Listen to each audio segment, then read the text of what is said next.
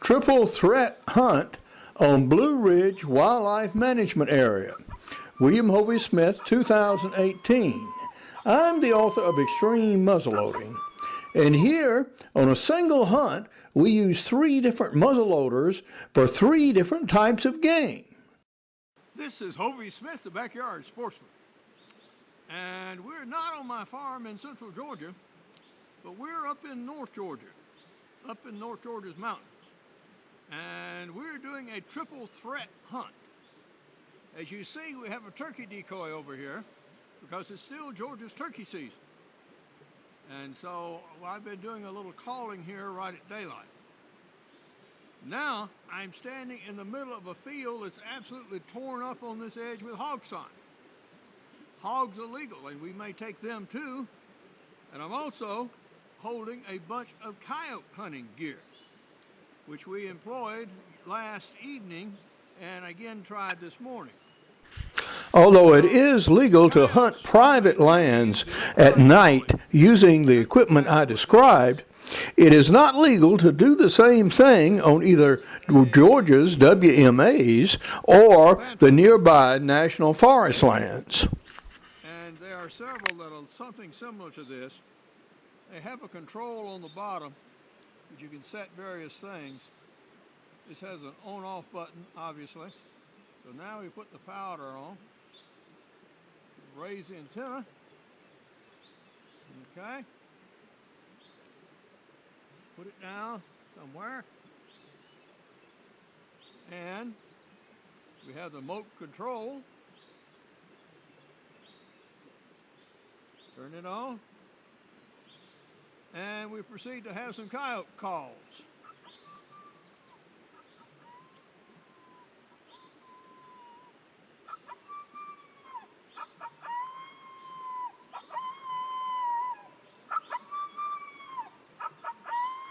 And you can control the volume on these.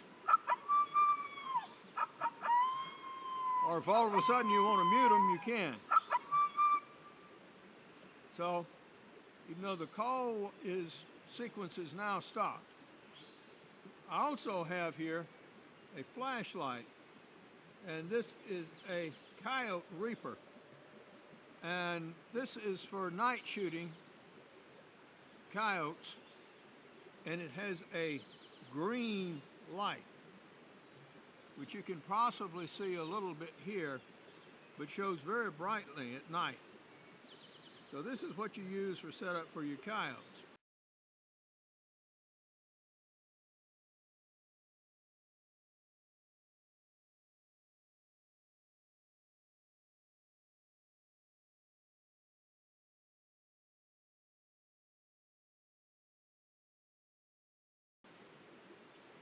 So this is what we've been after recently, and unfortunately we didn't have any success. Nothing came into the field, and I returned this morning and, as you see, set up for some turkey hunting. And I also am using a tree stand up one of the trees back there by the creek, and I'll show you a picture of that. This photo shows my stand and also a couple of the guns I used. And so we were able to climb up and get at fair level in this elevation. But again, unfortunately, we didn't happen to have anything come in. The rain is coming, so I'm going to get pulled out of here in just a little bit. We ain't finished yet. Jay is standing on the edge of a food plot, and all around him you see hog sign. Some of it's several days old, and some of it's only 2 days old. Now on this particular food plot, we have hogs, turkeys, and coyotes. So we're going to come in and set up first thing in the morning as soon as we can get here and see what shows up. Following are 4 tips related to the hunt and also for us older hunters. And this is why we were here. You can see practically from one end of this field going all the way around to the other. The hogs are just torn this up tremendously. Now this sign is about 2 days old, I would say, the freshest is. but they use this field regularly. This is not just one bunch coming in one time. So that's why we set up here. North Georgia mountains are not very forgiving for neither man nor beast nor firearm. Now, Jay made some significant modifications to his 835, which is a very lightweight gun chambered for a 3.5-inch shell. Jay, what did you do with it? Well, Hovey, when I was down at your farm at the plantation, I shot this testing recoil, and it was bad. It had a lot of recoil because it was so light. So I took some bird shot that you had, some beeswax, and put it in a stock, about a pound, maybe 2 pounds altogether. The change is significant. The shotgun is a lot heavier, not uncomfortable to carry, but heavy enough that shooting a 3-inch shell isn't going to be a problem. Well, in fact, Jay, what you're doing is you're shooting the equivalent of an 8-gauge load out of a 12-bore gun, and a very light one as it was originally. So these improvements allow people to really utilize a 835 without getting punished every time they shoot it. So that was a good lick.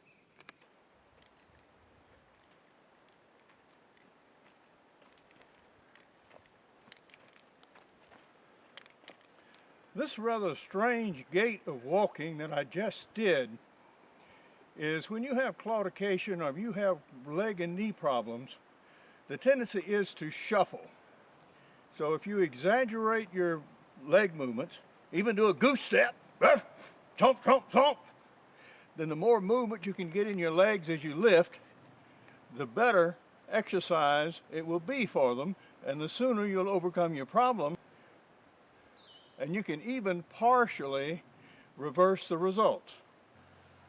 Many states provide access for senior and handicapped hunters, those wishing to get outside, as indicated by the sign here. They also provide, in many states, special hunts for seniors and those with disabilities to get them moving around. We're going to be putting together a white paper explaining the different rules and regulations that support special hunts throughout the country. And this is the same season where you may take turkeys, and you may take coyotes, and you may take them all with muzzleloading guns using the same load. So you don't have to worry about changing up your ammunition. Now, just to illustrate the variety of materials that might be used, we have here a muzzleloading handgun. The Ruger Old Army with a 14-inch barrel and scope on it, which is legal for small game in Georgia. And you may take hogs during small game season using small game guns. And this is. Then we have a shotgun here, the Dixie Peter Solly 12-gauge smoothbore shotgun, flintlock. Yeah. And we have developed good loads for it. And yes, this will kill very nicely at 30 yards. Now Carson is using a Moxbury in .45 caliber with a scope on it. Now we were out yesterday scouting, and we were here and we found this hog sign, and so we set up at daylight this morning, but unfortunately we didn't see anything else, and we have other obligations to meet, unfortunately, and can't stay. The hogs usually move during the late evening and early morning, but we just won't be able to make that evening hunt. Carson, how was your set this morning? I was a little chilly when we first got out here, and but the wind was calm, so it went very well. I was very, very comfortable set up. Didn't see any turkey, no hogs, but still good getting out.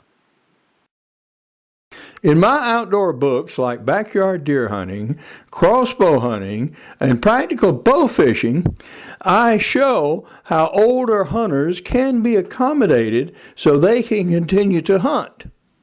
In my newest book, Create Your Own Job Security, this is a book to instruct people on how to start their own businesses at midlife when they are under threat of losing their present jobs.